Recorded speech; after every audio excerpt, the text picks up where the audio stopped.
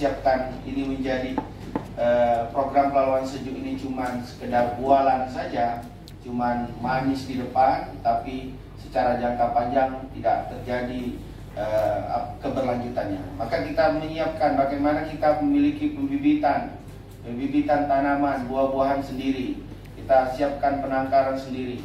Bahkan kita akan latih di 12 kecamatan di Kabupaten Pelalawan untuk masyarakat berpartisipasi untuk melakukan penangkaran tanaman berbagai macam jenis yang kita harapkan bisa menutupi kebutuhan-kebutuhan untuk penghijauan di setiap desa-desa yang ada di kecamatan itu.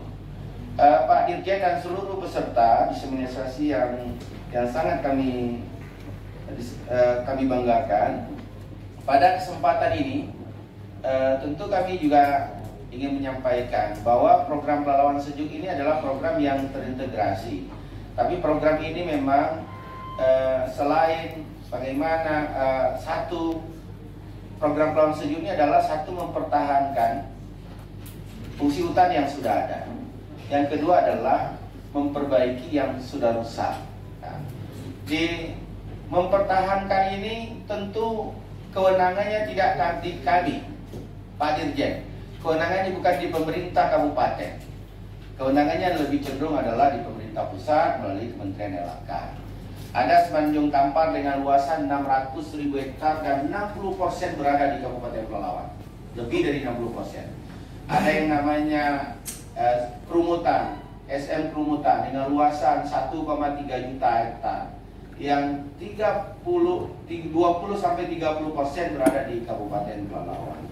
Nah, maka pada kesempatan ini, pada kesempatan kegiatan diseminasi ini, tentu kami berharap satu adalah ada persamaan persepsi, ada persamaan konsep, dan ada persamaan aksi. Saya tidak mau cuma diseminasi ini cuma sekedar jualan kita kepada dunia saja. Saya juga berharap di depan teman-teman NGO semuanya, di depan kementerian semuanya, ini bukan jualan. Ini adalah sedekah. Ini adalah ibadah. Ibadah yang akan kita nikmati. Sedekah oksigen yang kita berikan untuk banyak orang. Jutaan bahkan miliaran orang. Nah, maka saya berharap ini benar-benar kita sama-sama serius dan konsen. Nah, maka dua hal tadi, satu mempertahankan ekosistem yang sudah ada. Di Pelalawan ada dua ekosistem, ada Semenanjung Kampar, ada SM Kerumutan. Semenanjung Kampar alhamdulillah ini tidak terlalu banyak, sangat tidak terlalu sulit untuk mempertahankannya, karena sampai hari ini Semenanjung Kampar ini existing hutan yang ada ini kalau diganggu oleh masyarakat kecil sekali, karena memang secara wilayah dan geografis pun tidak potensi untuk menjadi perkebunan karena jarak yang susah. Dan ya kalaupun ada mungkin masyarakat yang memanfaatkannya untuk kebutuhan mereka, itu jumlah persentasinya sangat kecil. Tapi tetaplah ini sesuatu yang dipertahankan. Yang kedua ada lagi yang namanya SM Kerumutan. SM Kerumutan adalah daerah yang rawan. SM Kerumutan ini daerah yang rentan sekali untuk dipertahankan. Ini harus menjadi catatan bersama-sama. Maka harus ada solusi, harus ada persamaan persepsi terhadap SM Kerumutan, terhadap Semenanjung Kampar. Apa langkahnya? Tidak cukup cuma dengan diskusi. Dan kita tidak mampu untuk memantau 24 jam lahan yang begitu luas. Kalau ada 1,3 juta di Riau dan 30% masuk di Kabupaten Pelalawan, maka jumlah di Kabupaten Pelalawan itu 337.000 hektar. Jadi kalau misalnya kementerian minta partisipasi rakyat, nggak akan ketemu, Pak. Minta bupati perhatikan, nggak akan mungkin. Saya pastikan hari ini saya tidak sanggup. Apalagi kita tidak punya kewenangan dan kebijakan di situ. Maka saya bilang tadi harus ada persamaan persepsi. Maka solusi secara jangka panjang adalah bagaimana mempertahankan. Ini kan harus ada solusi. Apakah kita siapkan misalnya polisi kehutanan untuk menjaga 24 jam? Nggak mungkin, karena jumlah polisi kehutanan kita pun tidak mampu. Jumlahnya, personilnya sedikit. Ya, saya ini sudah membahas ke konten ini Pak Dirjen. Jadi apa solusinya? Maka pemerintah Kota Pahlawan mempersiapkan adalah bagaimana yang namanya SM Kerumutan, bagaimana yang namanya Semenanjung Kampar kita konversikan dia menjadi bagaimana menjadi ekowisata kehutanan. Satu-satunya jalan untuk mempertahankannya, kita tidak butuh kos besar untuk menjaganya dan tidak butuh energi besar, adalah menjadikan SM Kerumutan Semenanjung Kampar menjadi ekowisata. Kalau dia ekowisata, maka semua mata akan memantau itu sendiri. Orang berkunjung kan terpantau. Orang mau lakukan illegal logging malu sendiri, tak akan berani. Tapi memang agak berbanding terbalik. Ini khusus dengan BKSDA Riau. Saya secara pribadi dengan Pak Dirjen melalui kawan-kawan NGO juga saya kecewa. Saya kecewa ketika saya ingin memanfaatkan SM Kerumutan untuk menjadi ekowisata sungai dan hutanan, tapi mendapat kalau saya bilang perilaku yang tidak pantas. Padahal tujuan niat kita adalah ingin menjadikan ekowisata supaya memang ekosistemnya terjaga. Kekhawatiran saya sangat yakin, saya paham dengan kekhawatiran misal BKSDA Riau bahwa nanti kalau misalnya sungainya dibersihkan orang akan mudah melakukan illegal logging. Benar. Tapi apakah kalau tidak dibersihkan illegal logging itu tidak ada? Justru saya pikir mungkin kalau barang itu tertutup aksesnya, orang semakin mudah illegal logging, Pak.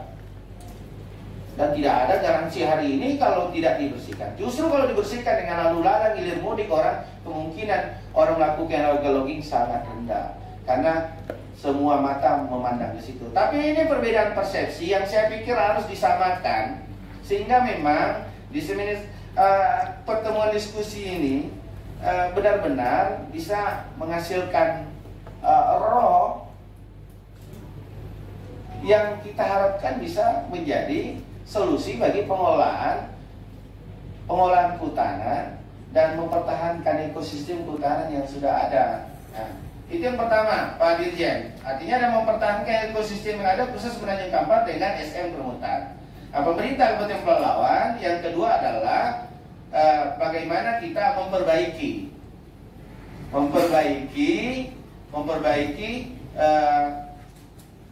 yang namanya hutan-hutan yang sudah dimanfaatkan untuk kepentingan ekonomi lain. Ini yang kita perbaiki dengan kita melakukan upaya Pelalawan Sejuk yang kita sebut dengan Pelalawan Sejuk, penanaman tanaman-tanaman baik produktif maupun tanaman kehutanan.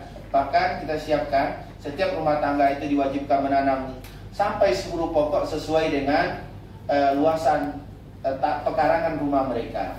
Nah, bahkan lahan-lahan, karena di Pelalawan juga masih ada hampir 200.000 hektar petani sawit yang berada dalam kawasan hutan. Ini juga didorong dari sekarang supaya hampir datanya, realnya kami tidak punya dalam proses pendataan, tapi ini juga kita lakukan bagaimana mendorong supaya memulai proses penghijauan itu. Nah, saya berharap di kementerian Pak Dirjen, kita jangan terlalu, kalau bahasa saya begini, kita buat aturannya terlalu sulit tapi kita sendiri tidak melakukan apa-apa. Kami punya Taman Nasional Desa Nilo, Pak. Taman Nasional Desa Nilo hancur, Pak, semuanya, Pak. Nggak ada lagi, Pak. Hutannya 13.000 hektar pun udah banyak, Pak. Dari 80.000 hektar. Dari 40.000 dinaikkan jadi 80.000. Sekarang 13.000 hektar kalau yang ada hutannya itu udah hebat sekali. Udah hebat sekali. Tapi tidak ada langkah-langkah yang kita ambil. Nah, sementara kita untuk penghijauan di daerah-daerah kawasan ini juga tidak kita lakukan. Saya pikir perlu ada kebijakan. Paling tidak dimulai. mendorong seluruh petani-petani itu supaya mereka melakukan penghijauan. Dengan faktanya mereka sudah punya sawit sekarang. Disuruh mereka nanam jengkol kah, nanam petai kah, yang produktif, tapi bisa diselipkan, panjang jalan kah, di pekarangan kah. Ini yang kita harapkan. Maka pada diskusi ini, pada diseminasi ini, saya sangat berharap sekali ada persamaan persepsi. Kawan-kawan NGO, kementerian, pemerintah kabupaten, kami bukan punya komitmen lagi, Pak, tapi kami sudah menjalankan. Jadi bukan komitmen, tapi kami sudah aksi, Pak. Kami sudah aksi. Bahkan sudah di 2021 itu dengan program pemerintah kabupaten, kita sudah menyalurkan puluhan ribu tanaman untuk penghijauan kita, berbagai macam jenis yang kita harapkan bisa menghasilkan sedekah oksigen tadi. Jadi saya pikir ini adalah diskusi supaya kita bisa melakukan sedekah oksigen. Jadi ini nama programnya adalah Perlawanan Sejuk. Ini adalah kalau saya bilangnya tagline-nya itu adalah ibadah sedekah oksigen untuk dunia. Jadi Pak Dirjen dan teman-teman NGO dan pemerhati lingkungan yang sangat saya banggakan, maka saya harapkan dua hal tadi. Satu, persamaan persepsi. Yang kedua, persamaan aksi. Dan kita diskusi, terus kita nggak ada aksi, terus aksi kita beda-beda karena kebijakan yang berbeda-beda. Kementerian kebijakannya berbeda-beda, Kami kabupaten punya kebijakan dan kami butuh supporting. Dan kami kan menjalankan apa yang diinginkan oleh pemerintah pusat. Apa yang harus kita pertahankan? Saya cerita ini karena Pak Ujang ada di sini, BKSDA Riau. Pak Ujang, selamat sore, Ujang. Ya, kalau misalnya kami butuh Satpol PP, Pak, saya siapkan Satpol PP itu jaga di hulu sungai-sungai kerumutan, Pak. Saya siapkan, Pak. Tapi betul-betul komitmen bersama dan aksi bersama-sama. Tapi ketika kami ingin bersihkan, ternyata dilarang, bahkan terancam akan dipidana. Ya saya jujur nggak bisa komentar apa-apa, Pak Ujang. Kecewa yang ada komentar di hati saya. Karena tujuan kita, tujuan mulia, baik, nggak ada niat ngapa-ngapain. Tapi justru apa yang saya sampaikan tadi, ingin mempertahankan bumi, hutan, seluruh flora dan fauna yang sudah diciptakan oleh Allah dan memperbaikinya kembali. Itulah mimpi kita. Sehingga yang saya sampaikan tadi, saya kampanye di seluruh masyarakat, Pak Dirjen. Di setiap pertemuan saya katakan, kita sudah nikmati Allah kasih tanah, kita tanam sawit, dapat rezeki. Sekarang udah waktunya kembali ikut memperbaiki bumi Allah. Dan itu akan menjadi ibadah, karena oksigennya akan dinikmati oleh banyak orang dan tanaman itu bisa menyerap karbon. Itu kampanye kita lakukan hampir di setiap pertemuan saya dengan masyarakat. Jadi itu bentuk langkah konkret, bukan komitmen lagi, tapi aksi yang kita lakukan. Saya pikir itu mudah-mudahan melalui pertemuan ini tentu bisa menghasilkan sesuatu yang akan bermanfaat bagi banyak orang. Saya pikir ini bukan program pencitraan, tapi ini adalah program benar-benar harus program ibadah, Pak. Insya Allah ini program ibadah, dan saya yakin ini akan diberikan keberkahan oleh Allah pada orang-orang yang benar-benar serius ingin memperbaiki, menata dan memulihkan kembali bumi Allah ini.